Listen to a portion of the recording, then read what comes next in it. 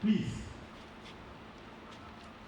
if you've given birth before, or this is the first time that you want to give birth, please know your HIV status. Request for HIV test from the nurse.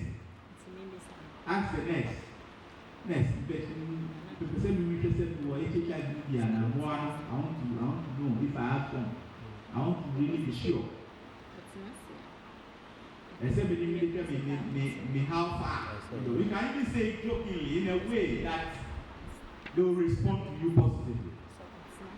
Because now we have drugs that are available.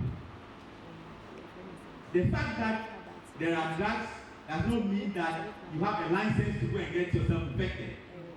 I tell you, you have to swallow that drug for the rest of your life. The chloroquine that we used to take in those days, they say 4-4-2. Somebody takes 4 and the next day, when they are little kids, they forget. They don't take the rest. With HIV, the day you forget, that is the day you giving the virus's license. When they rise up in your blood, you are dead. When you start taking the medicine, it won't work again. That is the truth about the medicine. You develop resistance. Have you noticed that now we have changed from chloroquine to artesunate amodiaquine? Have you noticed that? Do you know why? Do you know why we decided as a country to change the malaria policy? It's because we noticed that people were not taking their medications well. They say take it 4-4-2. 4 tablets today, 4 tablets tomorrow, 2 tablets the third day. People just take 2. 2. They are doing it in the wrong way. There's a reason why they say take 4. So people were misusing the chloroquine tablets. They abused it such that even when now you have malaria, when you take chloroquine, your malaria is still there. So because of that, we now said chloroquine is no longer working. Let's change. And when we change, we didn't now use only one medicine. We are now using 2, artesunate and amodiaquine. Because by the time the malaria parasite is able to manage one of the drugs, the other one is waiting to kill it. So we use 2 drugs in finishing the malaria parasite. For HIV, you have to take 3 drugs in combination. 3. Some people will swallow 80 tablets a day. 80 tablets. Now we have brought it to around 8 tablets. Others are taking 6 tablets. We are improving it small. Others are taking 3 tablets a day. I tell you, taking medicine is serious business.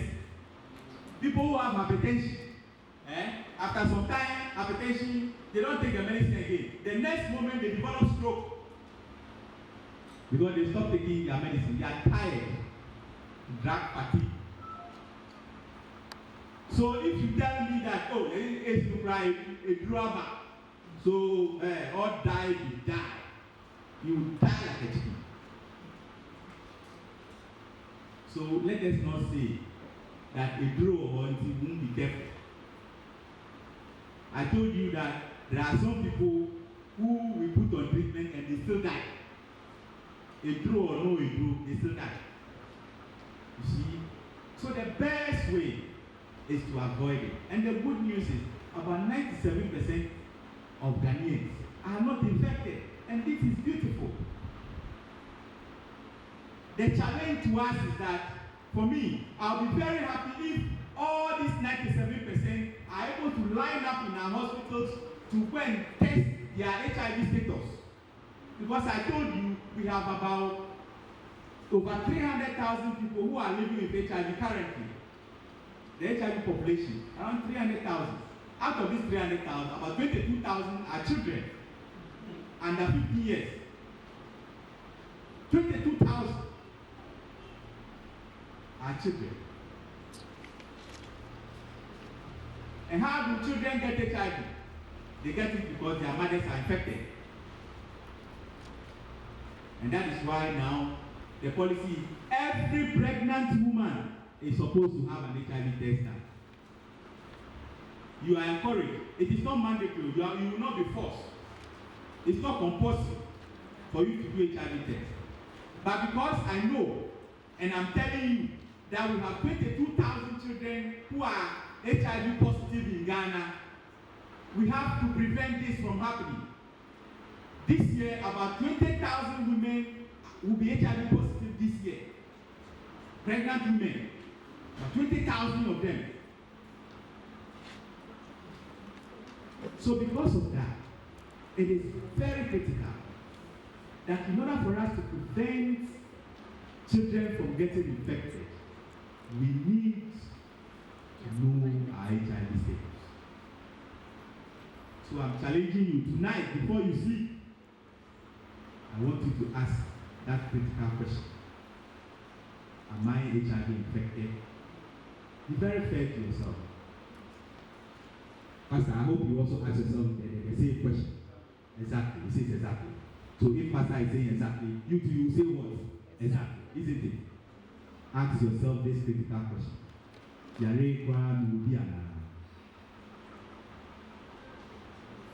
The answer is by you going to the hospital to test for HIV. It's 5,000 cedis. Go to a government hospital. Don't go and be queuing. Just go straight to the counseling unit. See a nurse. Patron person here HIV test. I'm sure some of you will be feeling shy. Don't feel shy. See the nurse and say, Patron person here HIV test. She will lead you straight to the counselor, and the counselor will talk to you and take your blood. The challenging moment is when you are waiting for your result. Shadows of the past. You'll be thinking, hey, so what will happen if this test comes and I'm busted? Who am I going to tell? But it is a reality you have to live with. It's important. That day is the critical day. The D day is that day. At least I'll tell you to comfort yourself that about 97% of Ghanaians are negative. So I'm hoping and praying that I'll also be negative. That one, I can't it's only the Bible that will make a difference for you.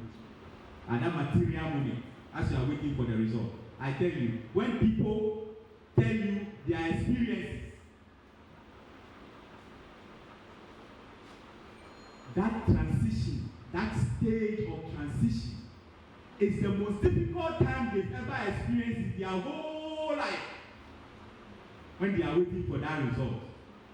And I tell you, even when the person is very sick, it's as slim as my finger, and it's very sick, and we see that this one is possible. That person will also tell you that, I hope and pray it should be negative. It should be negative. I pray it should be negative.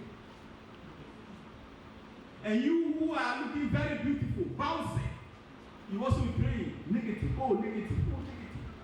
And some people, you see them going into tongues. That is when you know God. That is the time that your God is being the door of your God is being knocked at seriously.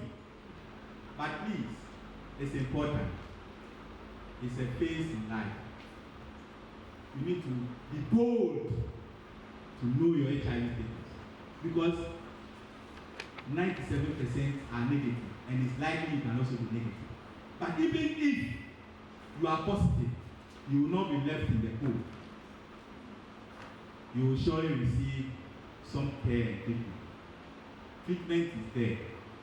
We can avail you treatment. I told you that most of the patients that we saw around 2000, about 7 years ago, around that time, they died. before treatment came, 3 years after. It was in 2003 that we started having access to the medicine.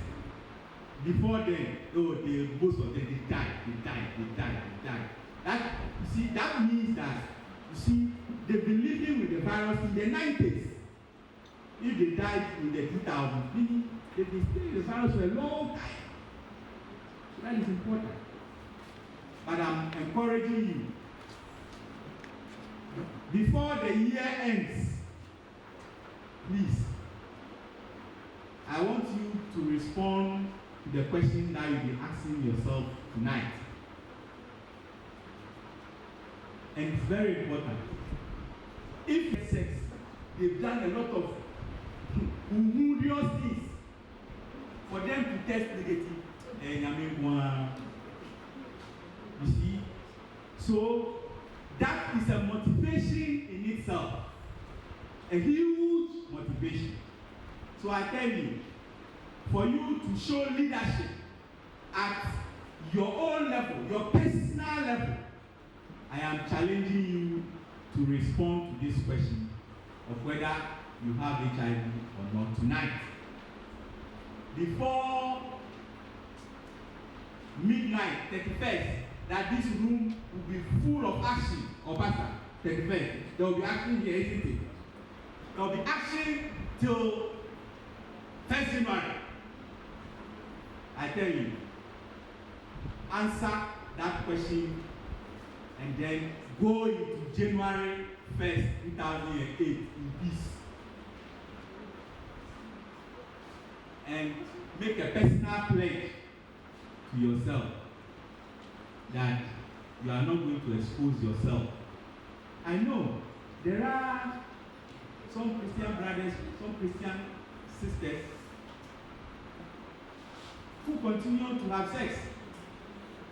The body also gets healing to avoid HIV and brought to the water. At least that transitional age or transitional stage, use a condom at least.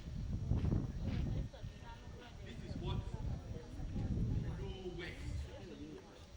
But it's important to ask yourself that am I really a doctrine?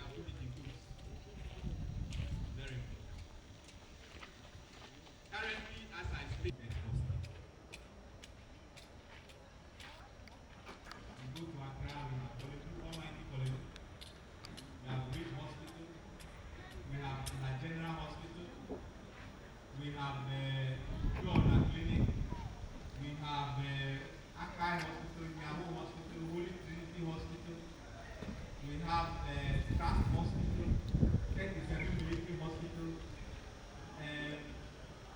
Kanishu Polyclinic, they are all on board.